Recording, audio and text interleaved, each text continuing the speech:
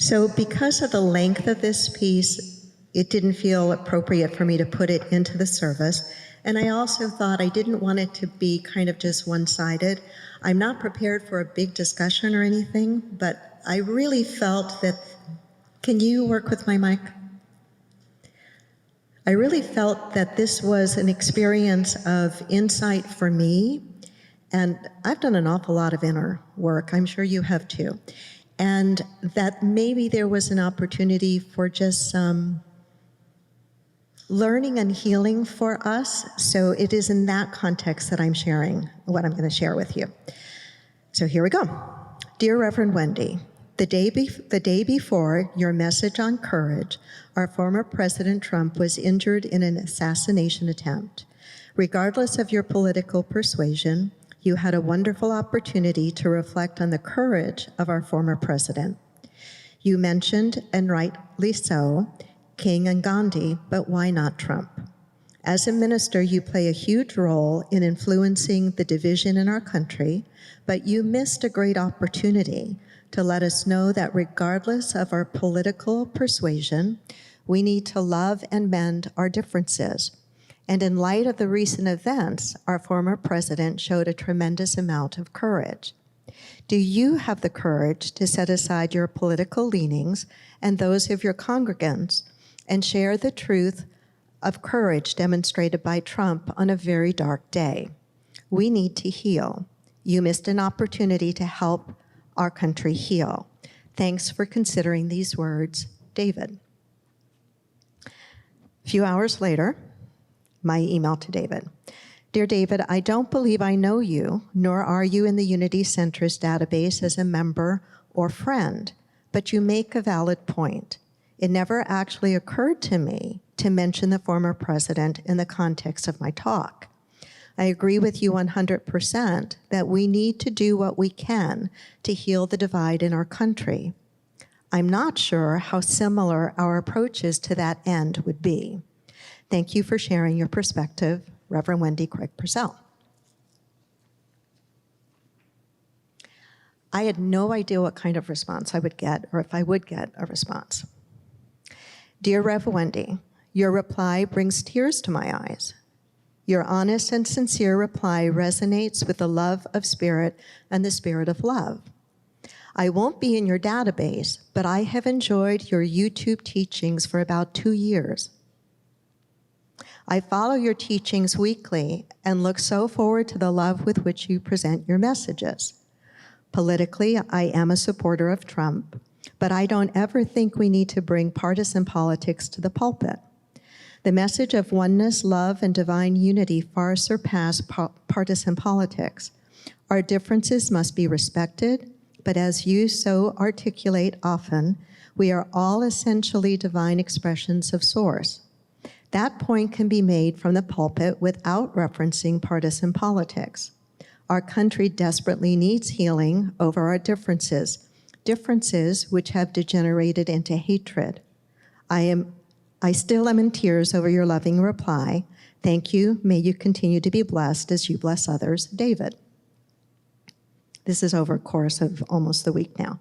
Dear David, thank you for taking the time to respond to my email. Thank you for your kind words and warm response. I actually debated whether to respond to your email at all because I was concerned I wouldn't find the right words. I'm not a Trump supporter, and it was pretty clear to me that you were, but you presented your point in such a respectful and considerate manner, I knew acknowledging it was the right thing to do. You see, I'm personally inspired by the genuine moral and spiritual character of people like Gandhi. I've met and hosted his grandson and granddaughter years ago, or Martin Luther King Jr., or Thich Nhat Hanh, or the Dalai Lama, whom I've met and spent time with on 3 different occasions. For me, much more important than political party is a person's character. Character, character, character. You are so right again. We need to heal our differences. We need to be civil again. We need to treat each other with kindness and respect, especially when we disagree. And we need leaders who inspire us to be better people by themselves being men and women of unquestionable integrity and high moral character. Namaste, Reverend Wendy Craig-Purcell. Oh, thank you. It goes on a little bit longer. Yeah. Dear Rev. Wendy, the depth of, by the way, I did ask for his permission. I would not do this without having asked. Dear Rev. Wendy, the depth of consideration and truth of your reply is much appreciated. Agreed. Character is what it is about. And speaking of character, you are truly using your platform to help each of us refine a better character, a character established on the foundation of our divine nature. Thank you. He goes on in the next paragraph to just mention a book that I might be interested in, so I won't take the time to include that here. He continues, then you must be so busy, so please don't feel any need to reply. I just appreciate your openness and willingness to reply to my initial email. Blessings to you as you continue to help us lift the bushel of ego and reveal the light that is within every one of us. David. I then write him to ask his permission, I think it was just yesterday afternoon, if I could share this, and then if I could share it, if he would give me a little bit of context, because quite honestly, at this point, I thought, I wish I had a clone of myself who had unlimited time and could spend an hour with him and say, help me see what you see. It would probably not change my point of view. It wouldn't change my end result, but I'm really curious. I'd like to know more why he thinks as he thinks. But anyway, when I've asked if I could share and then a little bit of context, this is what he wrote this morning. I got this. Very simply, I grew up very traditional in my concepts of God, always seeking a distant God.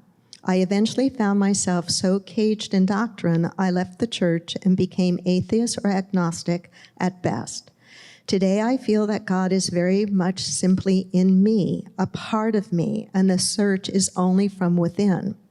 I live in the Midwest, but have lived in over 8 states and many years in China. I love our country simply because we have the best constitutional framework in the world. We are not perfect as a nation. We must change our foreign policy where we are so quick to resort to military use. We have so shamefully killed so readily in war and abandoned peace through diplomacy. In many ways, we have been a hypocritical nation, and yet we have been one of the most loving and giving of all nations. We have much to be proud of. However, we have much to improve.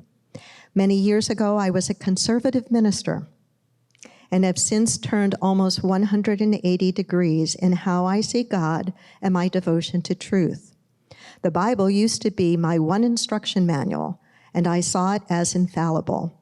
Today, I still love the book, but know that it is one pointer towards God among many other pointers. Western religious foundations would be so much enriched with a melding of Eastern traditions and thought. As for our political discussions, we are a very shallow people. We easily take positions of castigation on very simple snippets of information. We easily form an opinion after posting a position on social media, and we live for egoic affirmations of our position, and we quickly form an angle to oppose opposite views. In the name of openness, we have lost reason and common sense. We are losing our ability to have a discourse in the public square with love and openness of thought. Critical thinking is rare. We are afraid to hold many conservative values because we want to follow the, quote, popular narrative. Please forgive my rambling. I do not intend to give a sermon here. In fact, I have quickly provided this content so quickly because I need to be on the road for my Tao Te Ching book study. I attend Unity because I don't want to frame my views of God with doctrine, but rather with the truth of our divinity and our true nature and source. Lastly, I want to be love. We so desperately need it in our world. I feel so strongly that spiritual leaders as yourself have such a platform to extend God's love to a world that so desperately needs it. We need to heal in this great nation. I express myself with only one intention, to encourage all of us to return to a universal consciousness where only love resides and healing has full expression. Lovingly, David.